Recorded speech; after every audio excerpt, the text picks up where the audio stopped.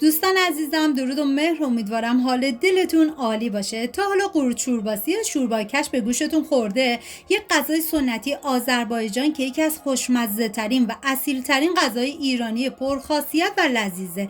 بریم که با هم دیگه مراحل درست کردن این غذای خوشمزه رو ببینیم.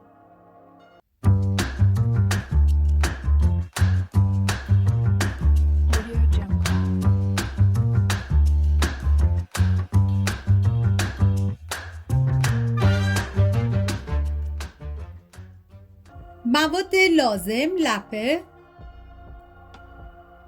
برنج نیمدانه، استاک گوشت یا آب گوشت، کشک رقیق شده، سیب زمینی و پیاز. سبزی‌های معطرم شامل ترخون خوش، شنبلیل جعفری و نعنا خوش. ادویه‌ام شامل فلفل سیاه، زردچوبه و پودر گشنیز هستش. حالا پیازی که داریم من به صورت اسلایسی ریزش میکنم و شما میتونی پیاز رو به صورت نگینی هم ریز بکنی، فرقی نمیکنه. فقط سعی کنی که از پیاز فراوان استفاده بکنی که طعم این غذا رو بی نهایت خوشمزه میکنه. و سیب زمینی هم که داریم به صورت نگینی من ریزش میکنم و بعد از اون این مواد آماده کردیم میذاریم کنار.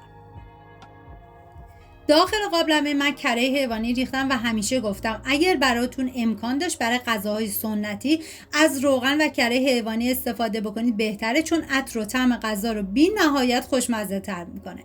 و بعد از اینکه داغ شد حالا من پیاز رو بهش اضافه میکنم، هم میزنم و میذارم تا پیاز کاملا سرخ بشه. و حالا نوبت اضافه کردن ادویه هستش: زردچوبه، فلفل سیاه و پودر گشنیز. هم میزنم و میذارم تا ادویه ها تف بخورن و عطر ادویه ها آزاد بشه. ببینیم من از نمک استفاده نکردم چون استاک گوشت و کشک من نمک داشت و برای همین نمک این غذا رو حذف کردم. و بعد از اون سیب زمینی که ریز کردم بهش اضافه میکنم، هم میزنم و میذارم به مدت 1 دقیقه سیب زمینی هم یه تفتی بخوره. و حالا نوبت اضافه کردن سبزی‌های معطر هستش: ترخون، نعنا خشک،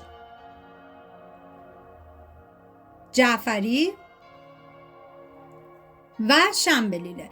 ببینید حتما برای این غذا از سبزی معطر خوش استفاده بکنید. هم میزنم و میذارم تا این سبزی‌ها یه تفت خیلی مختصری بخورن. و حالا لپه‌ای که از 24 ساعت قبل خیس کردم و به این مواد اضافه میکنم.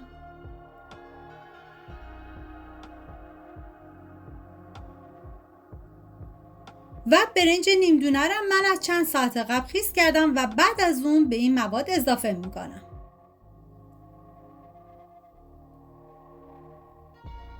هم میزنم و میذارم تا همه مواد با هم دیگه مخلوط بشه و بهتون پیشنهاد میکنم که این شوربای کش که یک غذای مقوی با طعم دلپذیر و ارزش غذایی بالایی هستش حتما درست کنی که هر کی بخوره عاشقش میشه. و بعد از اون استاک گوشت رو بهش اضافه میکنم. من از مقداری استاک گوشت استفاده کردم و الباقی رو آب جوش میریزم. شما میتونید کلا آب جوش رو حذف کنید و همش از استاک گوشت استفاده بکنید، فرقی نمیکنه.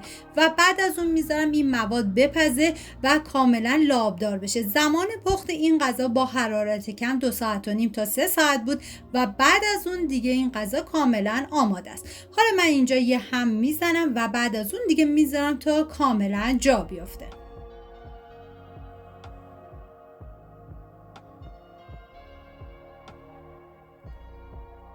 و زمانی که دیگه مواد کاملا لابدار شد یه هم میزنم. ببینید در طی زمان پخت حتما چندین مرتبه هم بزنید چون این غذا برنج داره، باید هم زده بشه وگرنه ته میگیره. و بعد از اون کشک رقیق شده رو بهش اضافه میکنم. زمانی هم که کشک رو اضافه کردید حتما باید هم بزنید تا زمانی که حباب‌های درشت از دورش ایجاد بشه و بعد از اون دیگه باید بذارید به مدت نیم ساعت دیگه بپزه و جا بیفته.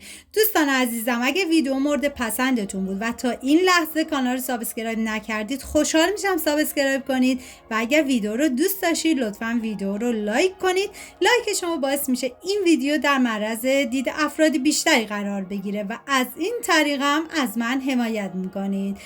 و اینم از شوربای کشک خوشمزه ما. امیدوارم درست کنید، در کنار خانواده از خوردنش لذت ببرید و در آخر من با پیاز چیپسی هم تزیینش کردم. مرسی از همراهی همیشگیتون. تا یه خوشمزه دیگر، بدرود.